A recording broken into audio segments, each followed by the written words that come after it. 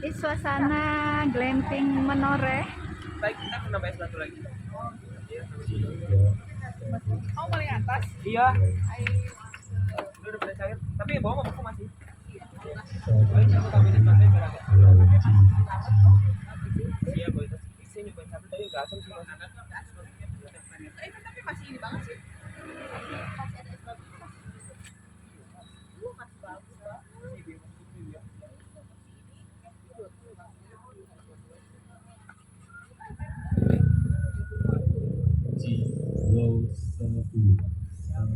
Tempat pelaksanaan student trainer bootcamp MCB.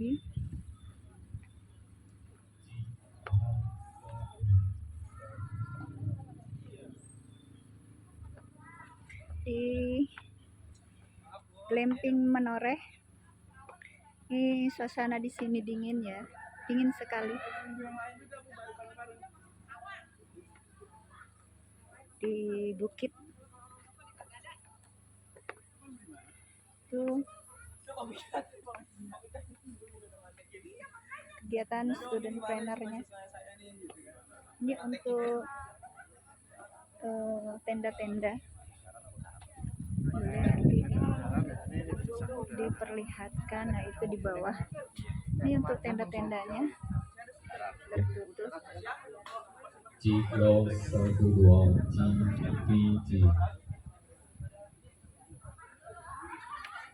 Kegiatannya ada di bawah.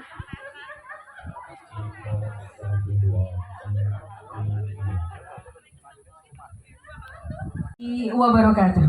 Waalaikumsalam warahmatullahi wabarakatuh. Bismillahirrahmanirrahim. Alhamdulillahirabbil alamin. Ahmaduhu wa nasta'inuhu wa nastaghfiruh wa na'udzu billahi min syururi anfusina wa min sayyiati a'malina may yahdihillahu fala mudhillalah wa may yudlil fala hadiyalah.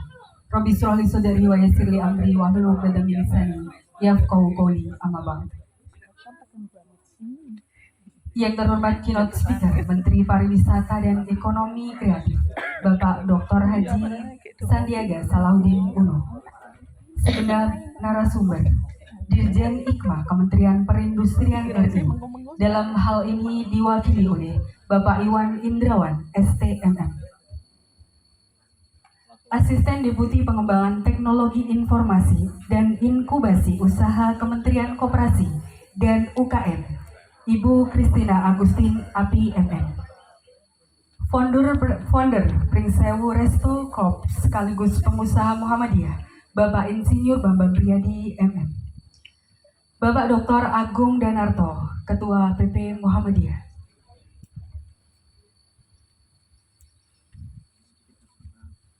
yang kami hormati pula Ketua BPH Universitas Muhammadiyah Purworejo, Rektor Universitas Muhammadiyah Purworejo beserta Wakil Dirut BOP Badan Pelaksana Otorita Borobudur, Pembina MCB Prof. Rizal Yahya, dan pengurus MCB beserta segenap panitia, segenap dosen pembimbing dan mahasiswa peserta Student Preneurship Bootcamp yang kami hormati. Pertama, syair syukur marilah kita panjatkan kehadirat Allah Subhanahu wa taala karena atas limpahan rahmat, hidayah dan inayah. Ketua PP Muhammadiyah Dr. Agung Danarto, Rektor BPH, Wakil Rektor dan Dekan Universitas Muhammadiyah Purworejo, Pembina MCB Prof. Rizal Yahya, PLT Direktur Utama Badan Pelaksana Otorita Borobudur Bapak Agustin Perangin-Angin beserta jajarannya, pengurus MCB, dosen pendamping PTMA, dan mahasiswa peserta bootcamp student trainer yang berbahagia. Pertama-tama marilah kita panjatkan puji syukur kehadirat Allah Subhanahu wa taala atas limpahan rahmat dan karunia-Nya sehingga kita pada pagi hari ini diberikan kesehatan, keselamatan, kesempatan sehingga bisa menghadiri dan melaksanakan bootcamp student trainer yang dilaksanakan di Menoreh Glamping dan Hotel Grand Davang Yogyakarta. Sholawat serta salam semoga senantiasa tercurahkan kepada Nabi Muhammad Sallallahu Alaihi Wasallam beserta keluarga, sahabat, dan para pengikutnya.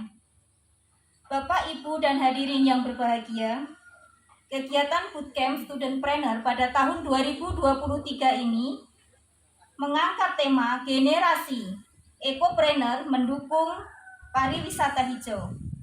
Adapun tujuan kegiatan Bootcamp Studentpreneur tahun 2023 yang pertama, memberikan peluang wirausaha muda untuk berkolaborasi dengan para pengusaha dan sesama studentpreneur.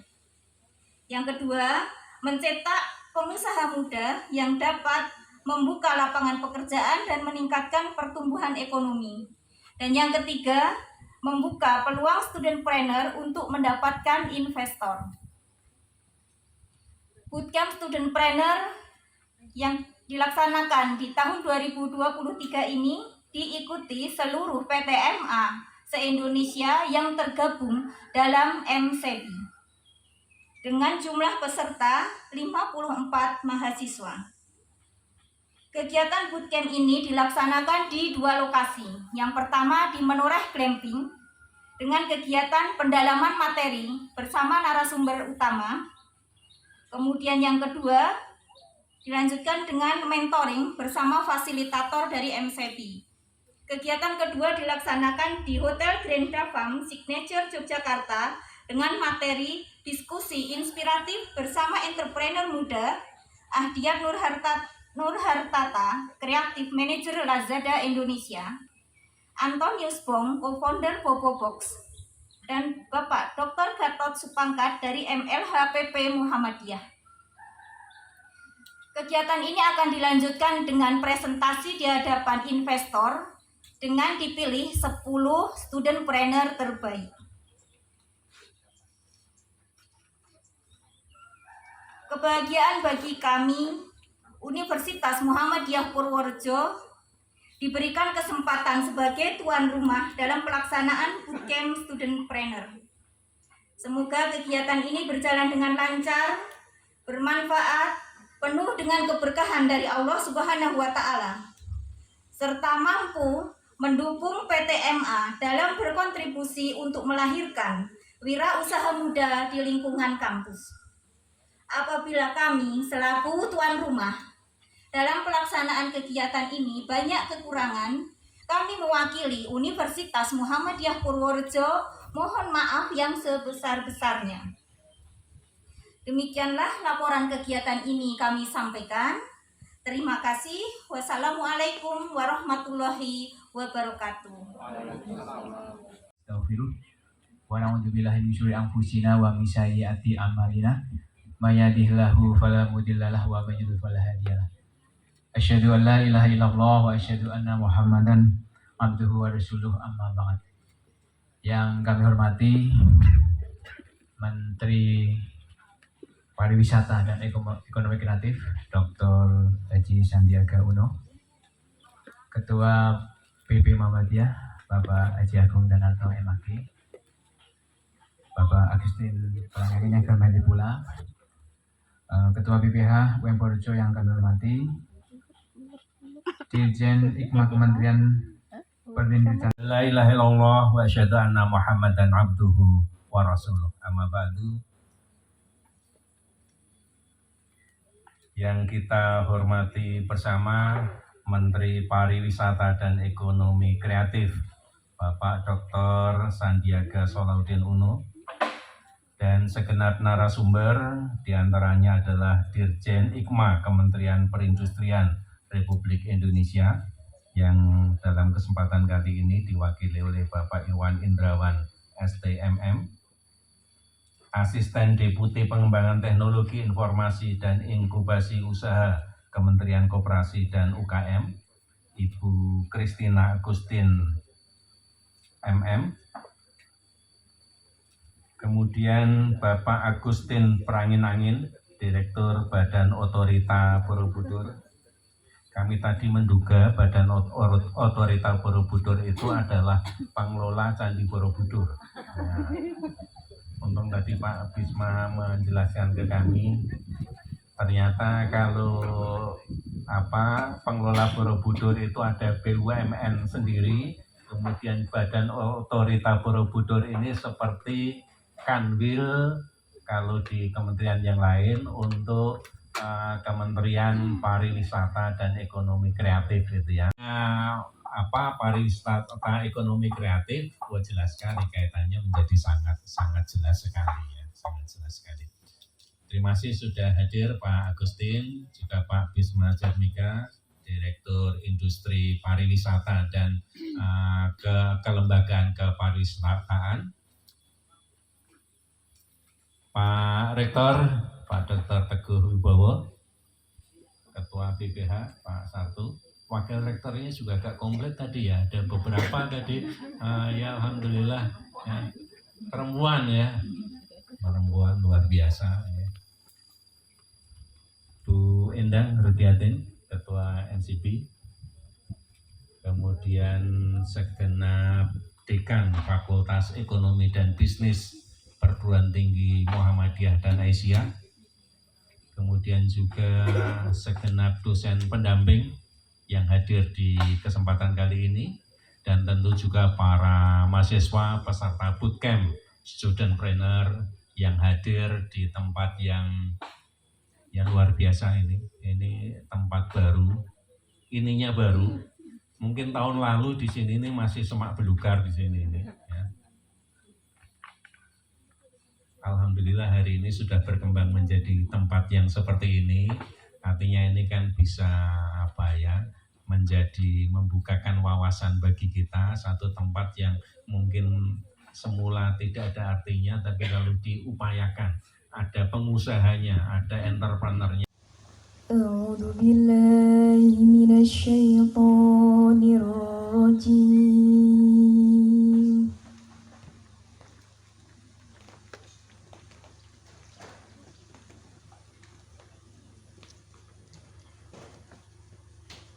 Bismillahirrahmanirrahim.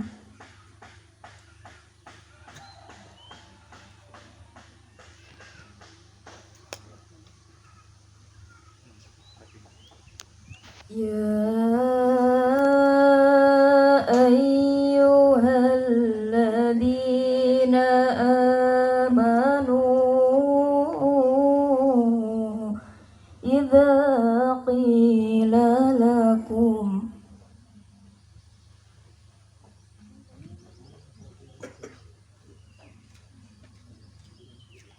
idza qila lakum tafassahu fil majalisi fafsahu yafsahillahu lakum.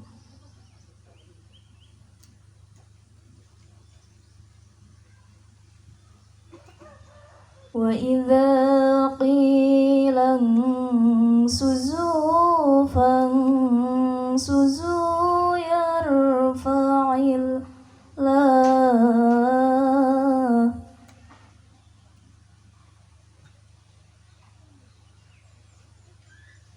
yarfa'illahu alladhina amanu minkum walladhina utul ilma darajat.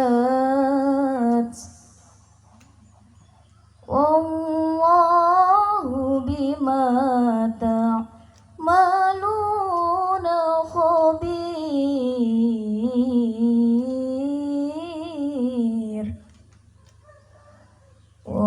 Wallahu bima ta'maluna khabir. Shadaqallahul azim. Wassalamualaikum warahmatullahi wabarakatuh.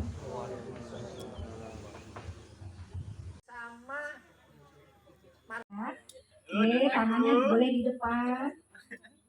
depan, kanan, kiri, atas, bawah, kanan,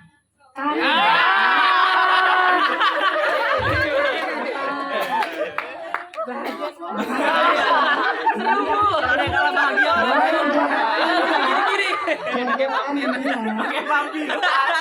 Dia yang perempuannya itu gelis-gelis ya. Fokus berarti. Ya, ayo tangannya lurus. Lurus ya. Kiri, kiri, kanan, atas, atas, bawah, kanan, kiri. Ya. Ah, saya Gagal dapat gelas cantik. tiga ini ya, karena kita tidak mau menemukan orang ketiga, jadi kita ambil dua aja ini. Ya disiapin nanti hampersnya ya. Iya, 2 orang mau diambil ini ya. Siapa ini yang pertama nanti salah? Oke, tangan lurus. Nah, ini dari mana ini? Dari mana? Wah, dari Semarang ini ya. Ini Malang ya. Ya kalau mau bentuk alis sama Mbak ini ya. Terus Magelang. Iya. Lurus ya, tangannya lurus. Ya, kita mulai. Kiri. Udah bagus, Bu. Kiri. Atas. Atas, kanan. Bawah. Bawah. Kiri. Atas. Bawah. Kiri. Bawah. Atas. Kanan. Kiri. Bawah. Bawah. Atas. Kiri. Kiri. Kanan. Bawah. Atas. Bawah. Sama 2, Bu. Berarti pemenangnya ini 2 ini. Wah, ini ya. Dua-duanya salah, Bu. Dua-duanya salah. Atas dia kan ke bawah. Yang salah pertama yang gugur. Oh. Yang salahnya paling duluan yang gugur. Gitu. Iya. Sudah berdua ya. Ah, ini biasanya kalau fokusnya baik itu nilai IQ-nya agak tinggi biasanya ya. Itu nanti kalau ada tes itu biasanya konsentrasinya juga fokus gitu ya. Oke, karena sudah jadi pemenang ini, hampersnya luar biasa ini. Hampersnya ini terbang melewati lautan. Nah, ini disebut kulit pisang. Jadi kulit pisang ini jangan takut gemuk, Bapak Ibu dan mahasiswa, karena ini salah satu khasiatnya adalah melancarkan pencernaan. Jadi yang mau diet gak apa-apa, beli lebih dari 1 box, itu maksudnya biar belinya agak banyak gitu ya. Nah, ini ya. Mantap. Ya, selamat ya, selamat. Nah, ini apa namanya, souvenir dari getah pohon gambir. Jadi ini coraknya seperti kain khas Palembang, itu jumputan namanya. Kain khas Palembang itu songket. Selain songket ada jumputan. Jadi kalau songket ditenun, kalau jumputan itu dia direndam. Nah ini sama. Jadi rendaman ini terbuat dari getah pohon gambir. Nah coraknya seperti kain khas Palembang, yaitu jumputan. Ya, dia nemtek ini kalau pakai ini, wah ini keren ya. Gitu ya, terima kasih banyak ya. Oke, Bapak Ibu semua ya, sudah fresh. Nah ini kita kasih ya. Nah itu kurangi drama, banyakin karya.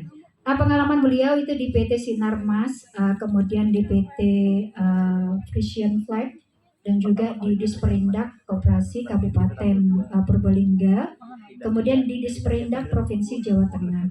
Nah, untuk jabatan beliau itu sebagai penyuluh perindak ahli pertama, kemudian penyuluh perindak ahli muda, kepala seksi pengendalian dan informasi industri, kemudian juga pembina dari industri ahli muda. Nah, untuk pendidikan beliau itu sarjana teknik, kemudian juga dari magister manajemen. Nah, itu biodata singkat beliau gitu ya. Nanti adik-adik mahasiswa khususnya gitu ya, dari materi ini boleh menyiapkan kalau ada yang mau ditanyakan nanti langsung nanti panitia menyiapkan ruangnya gitu ya. Oke, dilanjut. Nah, ini tentang perkembangan makro industri di Jawa Tengah. Jadi ini sebetulnya adalah cerminan UMKM yang ada di Jawa Tengah. Seperti itu, nanti bisa di-match dengan kondisi adik-adik mahasiswa khususnya gitu ya di daerah masing-masing atau di tempat masing-masing. Oke, nah ini struktur industri di Jawa Tengah ini. Jadi saya sudah sepintas baca materi beliau ini, tapi pemahaman yang mendalam itu tentu beliau ini yang lebih paham gitu ya. Cuma kalau kita melihat di sini, ini adalah gambaran gitu ya bagaimana struktur industri di Jawa Tengah. Nah ini melihat dari apa yang dipetakan ini ya untuk kontribusi industri pengolahan gitu ya. Itu Bapak Ibu dan adik-adik semua bisa melihat itu yang lebih besar itu adalah industri manufaktur ya. Manufaktur, kemudian industri-industri yang lain.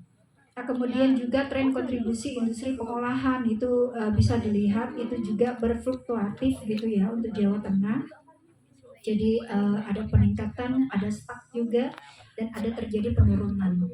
Nah ini terjadi penurunan ini tentu penyebabnya itu beliau yang lebih tahu gitu ya. Oke, nah kemudian juga untuk industri pengolahan menjadi salah satu sektor yang memiliki kontribusi paling besar di Jawa Tengah ya.